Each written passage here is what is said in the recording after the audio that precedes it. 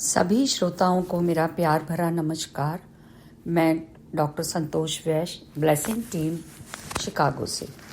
खुर्शीद भावनगरी द्वारा लिखी book the laws of spirit world book के हिंदी ट्रांसलेशन जीवात्मा जगत के नियम का प्रस्तुत है ऑडियो नंबर 10।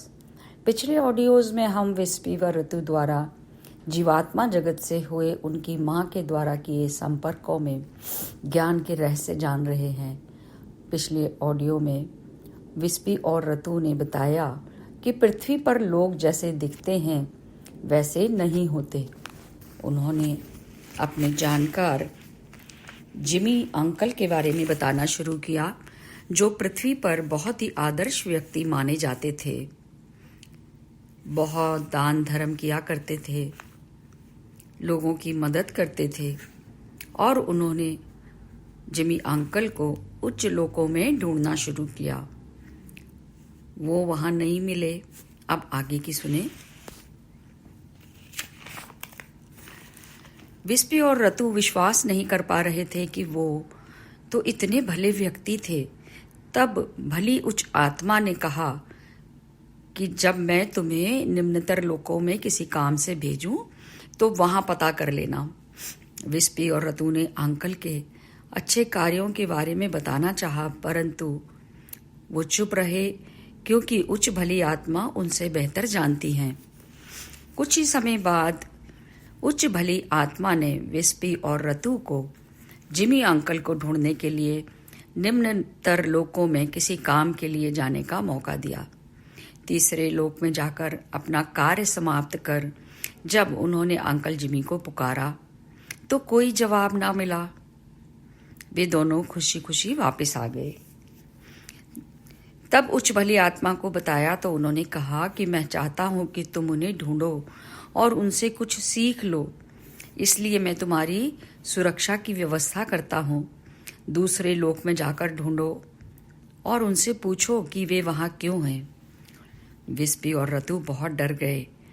वो कभी दूसरे लोक में नहीं गए थे, पर अपनी सुरक्षा के भरोसे चले गए। सुरक्षा की बहुत अच्छी व्यवस्था थी। वहां कोई भी उन्हें देख नहीं सकता था, ना ही कोई नुकसान पहुंचा सकता था। डरावनी और अंधेरी जगह अंकल जिमी की तलाश करते रहे। आखिरकार वो मिल गए।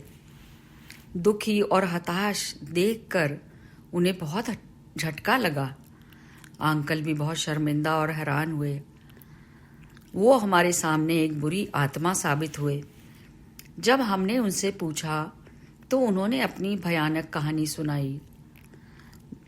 बाहर से इतने भले आदमी और अंदर से इतने बुरे और निम्नतर स्तर के मनुष्य थे।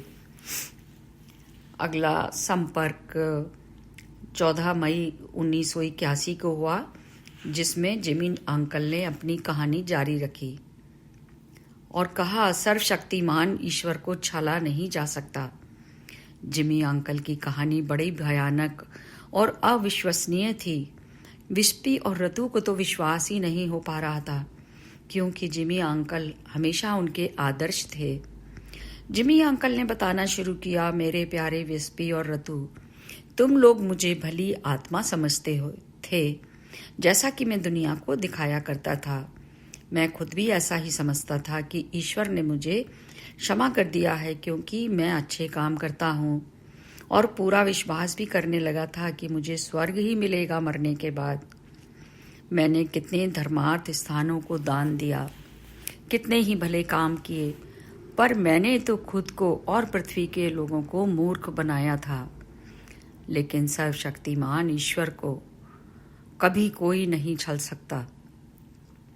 उन्होंने बताया, मेरी माँ एक बहुत ही सभ्य और भली महिला थी, पर मेरे पिता बहुत ही बुरे व्यक्ति थे।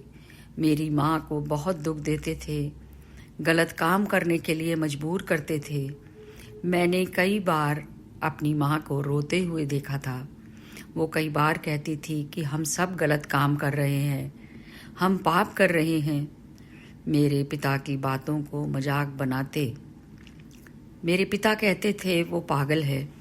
एक समय ऐसा आया, हम भाई बहन अपने दुष्ट पिता की बातों में आ गए और अपनी माँ को मूर्ख और पागल समझने लगे। हमारे पिता नहीं चाहते थे कि हम अपनी दयालु माँ का प्यार या मान दें। एक दिन मेरी माँ ने मुझसे कहा, जिमी, मैं तुम्हारे पिता के गलत कामों से बहुत दुखी हूँ और मैं चाहती हूँ कि तुम सभी भाई बहन ये काम छोड़ दो जो गलत है, पाप है। तुम सबसे बड़े हो, अपने छोटे भाई बहन को गलत रास्ते पर जाने से रोकने में मेरी मदद करो। मैं माँ की बातें सुनकर हंसा और बोला कि मेरे पिता बहुत होनहार व्यक्ति हैं। तुम्हें उनके काम पसंद नहीं हैं तो पहाड़ से कूद जाओ या नदी में डूबकर मर जाओ। तुम उनकी पत्नी होने के लायक नहीं हो। और उन्होंने ऐसा ही किया। फिर अगले दिन पुलिस ने उनका मृत शरीर घर के पास नदी किनारे पाया। मैं स्तब्ध रह गया। फिर माँ को पागल ही समझ रहा था। उसमें इतनी ताकत भी नहीं थी कि वो आत्महत्या जैसे पाप से अपने आप को रोक सके। मेरे पिता बहुत खुश थे कि अब उनके कामों में कोई भी दखल देने वाला नहीं होगा। अब वो हम भाई बहनों को भी बुरे से बुरा पाठ पढ़ाने लगे। माँ के मरने के बाद ही हमें पता चला कि वो बहुत बड़े चोर थे। अब तक हमारी आंखों पर पर्दा पड़ा हुआ था, क्योंकि वो हमारे लिए महंगे से महंगे उपहार लाया करते थे। जो बुरे लोगों का साथ देते थे वही लोग लाया करते थे। हमारे पिता ने भोली सूरत बनाकर, मीठी बोली बोलकर, अपना धार्मिक चरित्र दिखाकर हमें चोरी करना और लोगों को ठगना सिखा दिया। दुनिया को दिखाने के लिए हम सब दयालु और ईमानदार लोग थे, पर अंदर से सभी पिता की तरह दुष्ट और शैतान थे। हमारे पिता ने हमें सभी दुष्ट कार्य करना सिखाया। बिना सुराग छोड़े हत्या करना, बूढ़ी और विधवा औरतों को फंसाकर उन्हें लूटना और उन्हें गरीबी का जीवन जीने के लिए मजबूर करना। बड़े गर्व से बताया करते थे कि इतने लोगों को धोखा दिया, पर पुलिस कभी पकड़ नहीं पाई। हमें भी लगने लगा हमारे पिता बहुत बुद्धिमान और ताकतवर हैं और हमें उन्हीं के कदमों पर चलना चाहिए। अगला संपर्क 15 मई को किया गया, जिसमें जिमी की कहानी जारी रखी गई, जिसमें हमने जाना कि ईश्वर हमेशा न्याय ही करते हैं। जिमी ने बताया, कई सालों तक हम उनके बताए रास्ते पर चलकर अपने दुष्ट पिता को पूजते रहे। उन्होंने हमारे दिमाग को इस प्रकार नियंत्रण में किया हुआ था कि हम हर प्रकार के दुष्ट और बुरे काम करते रहे और पिता के प्रभाव में सोच भी नहीं पाए कि हम कितने बड़े दुष्ट और शैतान बन चुके थे। थोड़े समय की खुशहाली के बाद पिताजी की तबीयत खराब रहने लगी। उन्हें डायबिटीज़ हो गई। कुछ समय बाद उनका एक्सीडेंट हुआ, जिसमें उनके दोनों पैर और एक हाथ कटवाना पड़ा। ईश्वर का न्याय शुरू हो चुका था, जबकि हम लोग पिता के कष्ट देखकर ईश्वर को ही कोसा करते थे। कुछ समय में उन्हें लंग का कैंसर हो गया। हम ईश्वर को ही कोसते रहे और दुष्ट कार्य करते रहे। जब पिता से कष्ट और तकलीफ सहन नहीं होती थी तो वो मेरी बहनों को ही, जो उनकी सेवा करती थी, कोड़ों से मारते थे, पिटाई किया करते थे। अपने कष्टों के लिए हमें ही चिल्लाते और दोष दिया करते थे। हमारे पुरोहित को पिता की बीमारी में जब पता चला तो वो हमारे घर आए। पिताजी ने उनका स्वागत किया और पूछने लगे, मैं तो इतना दानी और धर्मात्मा हूँ, मैं क्यों इतना कष्ट भोग रहा हूँ? पुरोहित ने ईश्वर से उनके अच्छे स्वास्थ्य के लिए प्रार्थना की और फिर रोज उनके घर आकर प्रार्थना करने लगे। हम सभी थोड़े समय के लिए जब पुरोहित घर आते थे, बहुत भले आदमियों की तरह व्यवहार करने लगते। एक दिन पुरोहित समय से पहले घर आ गए। आते ही उन्होंने मेरे पिता को बहुत ही गंदी भद्दी भाषा में मेरी बहनों पर चिल्लाते हुए और अपने कष्टों के लिए उन्हें दोष देते हुए सुना। ये भी बताया कि एक बार मरती हुई बूढ़ी औरत ने उन्हें बहुत बद्दुआ दी थी कि वो भयानक कष्ट भोगेंगे, उसे भी अपशब्द बोलने लगे। पुरोहित सब सुनकर बहुत हैरान हुए और बिना कुछ कहे वापस चले गए। वो अच्छी तरह समझ गए कि मेरे पिता एक दुष्ट इंसान हैं और अपने बच्चों को भी भ्रष्ट कर रहे हैं। अगला संपर्क 16 मई 1981 को किया गया, जिसमें जिमी की कहानी जारी रही, जिसमें जिमी ने बताया कि ईश्वर सब कुछ देख रहे हैं।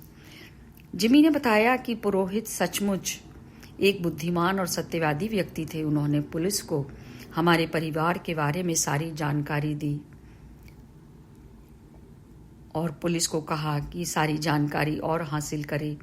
पुलिस ने सारी खोजबीन कर सारी बातें जान ली, पर अभाग्यवश उन्हें कोई सबूत प्राप्त न हो सका। इसी बीच मेरे पिता की हालत और बिगड़ने लगी। डायबिटीज बढ़ती ही गई, सारे शरीर में असहनीय पीड़ा रहने लगी।